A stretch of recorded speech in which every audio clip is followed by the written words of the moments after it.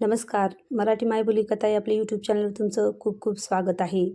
रात्र पाऊस कशाची तमा न बाळगता ती चालत सुटली. गणपत चौकात येईपर्यंत तिचे कपडे भिजून अंगाला घट्ट चिकटले होते. तिच्या नकळत 2 जणांची वकवकलेली नजर तिच्या कपड्यांच्या आरपार पाहण्याचा प्रयत्न करत होती. तिच्या खांद्याला कसलासा स्पर्श झाला. तसे दचकून तिने मागे पाहिले. कहाँ चली मोहतरमा, तिच्या खांद्यावर हात घासत पहिला म्हणाला. तिला त्या स्पर्शाची जबरदस्त किळस वाटली. तिने हात झटकत घाबरून त्याच्याकडे पाहिलं. तितक्यात दुसऱ्याने तिला मागून पकडलं. वाचवा, वाचवा, हेल्प. जीवाच्या आकांताने ती ओरडू लागली. प्रतिकार कमी झाल्याची संधी घेत पहिल्याने पुढून पकडलं. वाचवा, का वाचू? थंड आवाज. कोणती तरी आकृती अंधुक प्रकाशात तिला दिसली. हे मला. अबे चुप कर छोकरी, दुसरा ओरडला. वाचव मला प्लीज, वाचव. तिने त्या आकृतीकडे बघत याचना करणे सुरू केले. आधी उत्तर दे. मी का वाचू? अरे हा काय प्रश्न आहे? वाचव, कारण हे मला. ती जवळजवळ किंचाळत होती.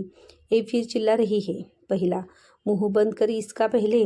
दुसरा, रहने दे, कोई आने वाला नहीं यहाँ पर. वाचवा. आकृतीकडे बघत तिने पुन्हा अर्थ हाक मारली. नाही. अरे पण का? ती काकुळकीला आली होती. रस्त्यावरून एक कार येत होती. आशेचा किरण तिने हाका मारायला सुरुवात केली. पण कार जवळ आली तसा चालकाने वेग वाढवला. शेजारून कार भरधाव वेगाने गेली तसे तिचे डोळे पाण्याने भरले. डोळ्यांसमोर अंधार दाटू लागला. ते दोघे तिला खेचत रस्त्याच्या कडेला नेऊ लागले. आकृती तशीच उभी. वाचव प्लीज, हेल्प. बरं, तू केसांना काय बांधले आहेस? काय? ती गोंधळली. उत्तर दे. क्लिप. एकदम घट्ट असलेली कणिक म्हणू शकतेस? अरे हे काय प्रश्न आहेत? उत्तर दे. हो, तुला माहीत आहे. शरीरावर मान, डोळे आणि काही नाजूक जागा असतात. हो हो हो, मग काय तर. निघतो मी. आकृती छोटी होऊ लागली. ए थांब, मदत कर मला. जागच्या जागी उड्या मारत तिने सुटण्याचा प्रयत्न केला. मी का करू? प्रश्न विचारत आकृती निघून गेली. आता ती एकटी होती. दोघेही तिच्याकडे मादक नजरेने बघत तिच्या अंगाला स्पर्श करणार. तितक्यात तिच्या काही लक्षात आलं. सुटण्याचे प्रयत्न थांबवून तिने क्लिप काढली. पहिला क्षणभर नुसताच बघत उभा राहिला. वाऱ्याच्या वेगाने तिने पहिल्याच्या मानेवर टोकदार क्लिप आतपर्यंत खुपसली. विवळत त्याने तिच्या ओढणीवरची पकड सोडली. दुसऱ्याला काही कळण्याच्या आत तिने हात डोक्यामागे नेऊन अंदाजे त्याच्या डोळ्यात बोटे खुपसली. सगळं बळ एकवटून. नकेही रुतावीत याची खबरदारी घेत. शेजारी तिला भला मोठा दगड पडलेला दिसला.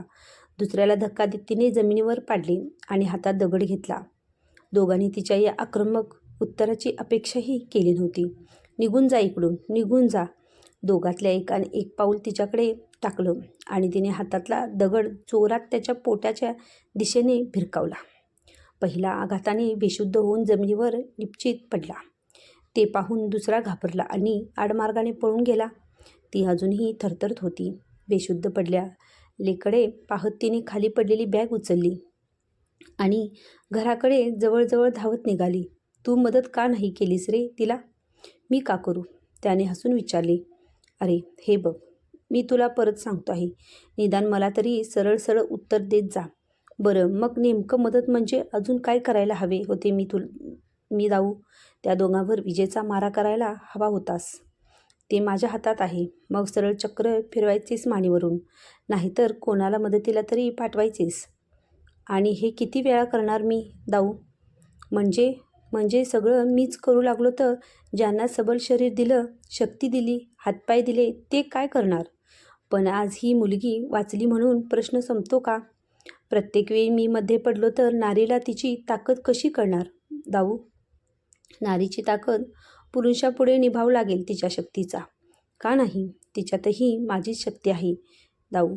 मग द्रौपदीला का नाही म्हणलास तू? चालो बाण म्हणून सीतेला अंगठी पाठवण्याऐवजी तलवार का नाही पाठवलीस? वृत्ती दाऊ. नारीची वृत्ती सृजनशील आहे. विनाश करणे त्याच्याकरता क्रूर कर्म. पण म्हणून त्यांना ते जमतच नाही असे नाही ना. मग हिला आज करायला लावलीस ते. गरज वेळेनुसार सर्व बदलते. बदलावे लागते. म्हणजे रामाची जागा कृष्ण आणि कृष्णाची जागा राम नाही घेऊ शकत दाऊ. जर वैचारिक सारथ्य करून विजय मिळणार असेल तर बाण चालवायची काय गरज? पण अनुज, काळ बदललाय दाऊ. पण आजही अर्जुनला त्याची लढाई स्वतःच लढावी लागते. ही माझी कथा कशी वाटली तुम्हाला हे मला कमेंटमध्ये नक्कीच सांगा. आणि माझे चॅनल लाईक करा, शेअर करा आणि सबस्क्राईब करून सपोर्ट करा. धन्यवाद.